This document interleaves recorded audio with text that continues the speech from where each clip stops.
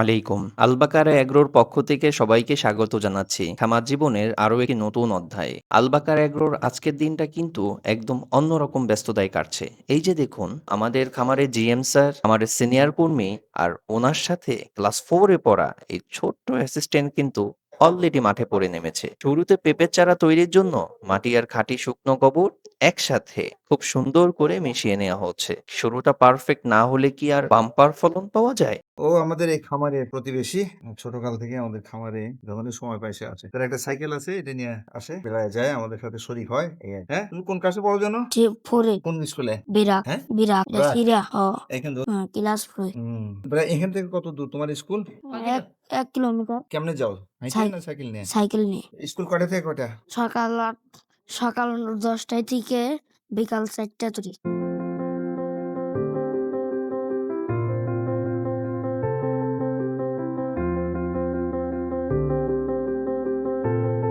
আমরা দেশি পেঁপে খেয়েছি। ম্যানেজার স্যার খেয়েছেন, জিএম স্যার খেয়েছেন, খাওয়া বলছেন যে এই দানাটা আমরা বীজ বপন করব, এই যে কোকোপিট গোবরের সাথে মিশ্রিত করে আমরা এটা জমিতে এখন লাগাবো ইনশাল্লাহ। এদিকে আমাদের জিএম স্যারের ড্রাইভার কিন্তু এক মুহূর্তের জন্য বসে নেই। চারপাশটা সুন্দর আর পরিষ্কার রাখা জরুরি, তাই তিনি দা কাঁচি নিয়ে নেমে পড়েছেন জঙ্গল আর আগাছা পরিষ্কার করতে। যে আমরা ঢাকাতে আসছি, আমি GM sir driver. GM sir আসছে, আমরা প্রতি সপ্তাহে এখানে ঢাকা আসি। এখানে আমরা ওই যে পিছনে এখানে ভালো জাতের একটা পেঁপে আছে আমাদের, স্যারে খাইছি, আমরা খাইছি, খুব মিষ্টি। এবং আমরা সেটা কোকোবিন তৈরি করে আমরা এখানে চারা লাগার জন্য করতেছি, মাটি রেডি করতেছি। এখানে আসলে আমিও কাজ করি, স্যারও কাজ, সবাই কাজ করে এখানে। আমরা রেগুলার আসলে এখানে পরিষ্কার করি। এখানে বর্ষাকালে ঘাস জন্মেছে আর কি আমাদের বাংলার সামনে, আমরা এসে পরিষ্কার করতেছি আর কি। স্যারও আছে আমাদের পাশে, আমাদের খামারের লোকও আছে। সবাই মিলে আমরা পরিষ্কার করতেছি আর কি আমাদের এই বাগান, বাংলোটা।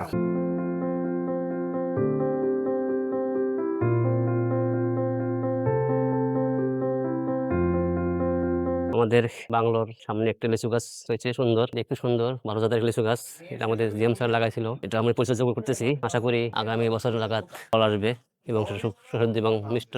আমাদের বাসায় আরেকটা গাছ আছে, কমলা ফলের গাছ। এটা একটু ভালো জাতের কমলা, অনেকগুলো কমলা ফল আসছে এবার। আশা করছি মাস 2 মধ্যে আমরা এটা পাকবে এবং সুন্দর মিষ্টি জাতের একটা ফল আমরা আশা পাবো। খুব উন্নত জাতের একটা কমলা ফল, অনেকগুলো ধরেছে, দেখতে খুব সুন্দর লাগতেছে। আমরা এটা পরিচর্যা করতেছি আর কি। ঢাকাতে প্রতি সপ্তাহে আসি আমরা, সেখানে পরিচর্যা করি আর কি। এখানে আশপাশে যত ছোট ছোট গাছ, ফলের গাছ আছে, পরিচর্যা করি আমরা।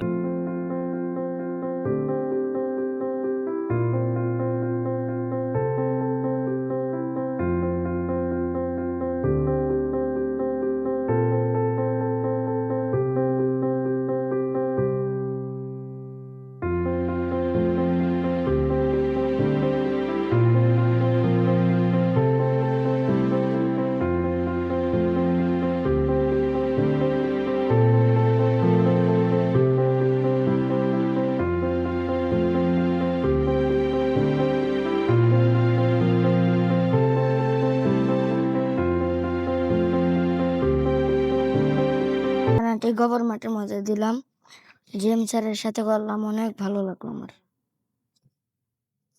খামারের কাজ আমার কাছে অনেক ভালো লাগে। প্যাকেটগুলো ভরা শেষ হতেই এবার শুরু হলো পরম যত্নে একটা একটা করে পেঁপের বীজ বুনে দেওয়ার কাজ। এই বীজ থেকেই কিন্তু কিছুদিন পর বের হবে আলবাকারার একদম প্রিমিয়াম কোয়ালিটির মিষ্টি পেঁপের চারা।